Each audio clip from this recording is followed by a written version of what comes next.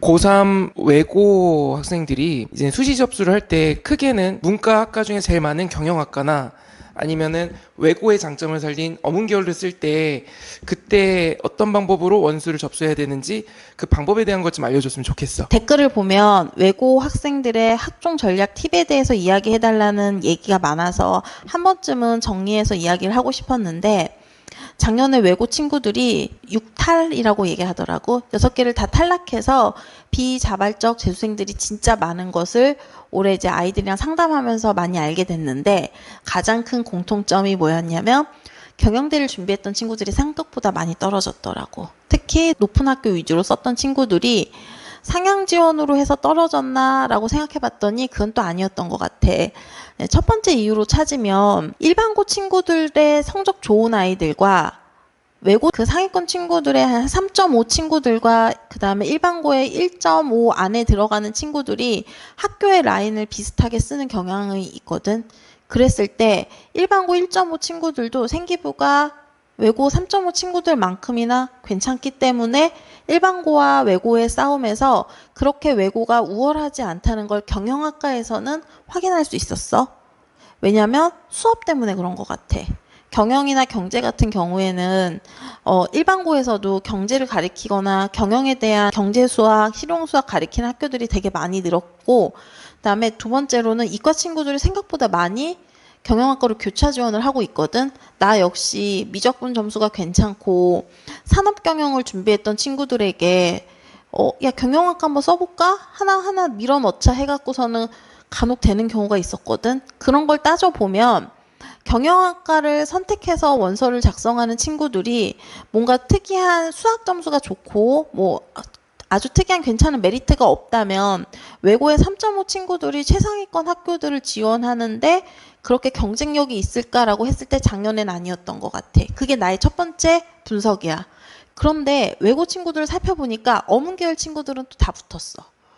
자, 두 가지 이유를 살펴보면 외고 수업을 보면 어문계열의 전공 이수 과목들이 많다 보니까 대학에서는 어문계열의 외고 친구들을 뽑는 데에는 굉장히 선호했던 것 같아. 하지만 경영학과를 뽑을 때는 예전처럼 외고니까 뽑아줄게, 너네 괜찮은 외고니까 뽑아줄게는 아니었던 걸로 나는 생각해. 이건 어디까지나 나의 판단이지 정답은 아니야. 그렇다면 올해 외고인 친구들에게 수학 점수가 좋지 않은 친구들이 경영학과를 준비한다라고 했을 때는 조금 보수적으로 바라보거나, 그러니까 경영학과만 지원하는 게 아니라 국제통상이나 무역학과나 이런 것들을 다양하게 변주학과들 섞어서 쓰는 것을 지금 추천하고 있어. 가장 큰 이유가 일반고 친구들 때문이야. 특히 이과 친구들. 이과 친구들이 교차 지원 생각보다 많이 하고 있거든. 경영학과는 모집 단수가 많으니까 다양하게 뽑고 있잖아.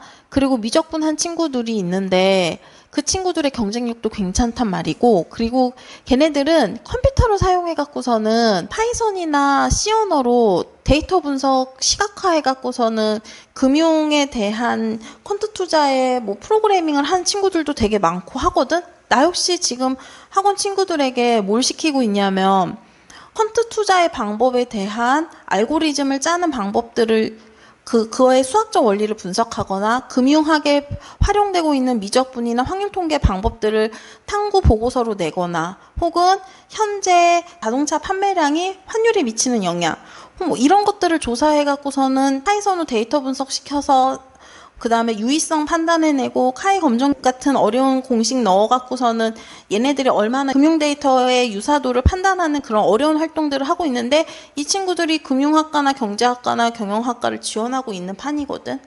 그렇다면 과연 외고 애들에게 큰 경쟁력이 있을까라는 생각을 하게 돼. 그럼 외고 친구들이 경영학과를 지원하기 위해서는 무엇이 필요하냐면 문과적인 마인드로 경영학과에 대한 비교과를 채워넣으면 안 된다는 판단이 들었어. 무슨 얘기냐면 그들이 잘하는 영어와 영어 수업의 일수가 많으니까 영어나 이런 것들을 활용해서 그걸 금융학에 연결시키고 그 다음에 그것들에 대한 데이터를 분석하는 이과적인 마인드로 비교과를 몇 군데를 채워넣으면 이게 굉장히 선호를 하겠다라고 생각을 했는데, 내가 외고 생기부의 경영학과 생기부를 보면 그냥 현상 분석이야. 다시 말해서 ESG, 그놈의 마케팅. 내가 그래서 마케팅을 왜 이렇게 많이 하니? 하고 물어봤더니 자료 찾기 쉬워서야 라는 아주 간단한 답이 나왔더라고. 경영에는 마케팅만 있는 게 아니야. 근데 모든 아이들이 마케팅에 몰빵되어 있는 비교과 주제를 갖고 있으니 이게 경쟁력이 없어 보일 수 있잖아. 만약에 외고 친구들이 경영학과를 노린다라고 했을 땐 국제무역에 대한 혹은 영어를 잘하는 것들을 융합해 갖고서는 외국의 기업들에 대한 기업 분석 보고서를 읽고 거기에 잘못된 점을 판단해 낸다던가, 만약에 JP모건의 보고서를 읽었어. 한국의 신한투자은행의 그 테슬라에 관련된 보고서를 읽었어. 어떠한 분석이 잘못되어 있는지를 해석해내거나, 이렇게 단어가 적혀 있는데 그게 왜 그랬을까를 분석해내거나, 이런 식의 활동들을 좀 더 넓힐 수 있는데, 지금 외고 친구들은 내가 경영학과에 대한 생기부를 읽으면 거의 마케팅과 그 다음에 경제에 함몰되거나 그러면 ESG 이런 거에 함몰되어 있으니까, 그래서 비교과의 경쟁력이 조금 적어지지 않았나라는 것이 나의 생각이고, 하지만 어문계열은 꽤 큰 성과를 노렸고, 그 다음에 내가 재수생들 상담하면서 느낀 건데, 영어나 어문계열을 썼던 일반고 학생들이 많이 떨어지는 것을 봤을 때는 확실히 대학에서 전공 이수 과목에 대해서 이 친구들에게 엄청난 어드밴테이지를 주고 있다라고 느꼈거든. 그렇다면 외고 친구들이 지금 고3 애들이 원서 접수를 할 때는 일단 성적을 분석해봐. 성적에서 수학 등급이 괜찮고 그 다음에 내 비교과가 괜찮다라고 판단이 되면 경영학과를 많은 데로 넣어도 괜찮아. 그런데 수학 등급이 좀 떨어져. 그러면 글로벌 경제, 글로벌 경영, 글로벌 금융공학 이런 식의 글로벌이라고 적혀 있는 영어가 섞여 있는 학과 혹은 무역학과 같은 것을 넣는 게 좀 더 승산이 있을 것 같아. 그리고 이제 전체적인 등급을 비교했을 때 영어 성적이 되게 좋고 제2외국어 성적도 좋다라고 하면 비교과 기준이 높지 않은 서강대나 이런 학교들을 지원할 때는 어문계열로 넣어도 나쁘지 않을 것 같아. 서강대는 계열적 합도도 잘 안 보겠대. 학생의 발전 가능성을 보겠대. 이건 무슨 얘기냐면 전체 성적 보겠다는 뜻이거든. 되게 다양하게 변주해서 원서를 쓰는 게 중요하고, 일단 성적 분석과 생기부 분석에 대한 아주 객관적인 분석을 해보고, 그리고 별로 승산이 없을 때는 경영만 넣는 게 아니라 다양하게 변주해서 넣는 것을 추천해.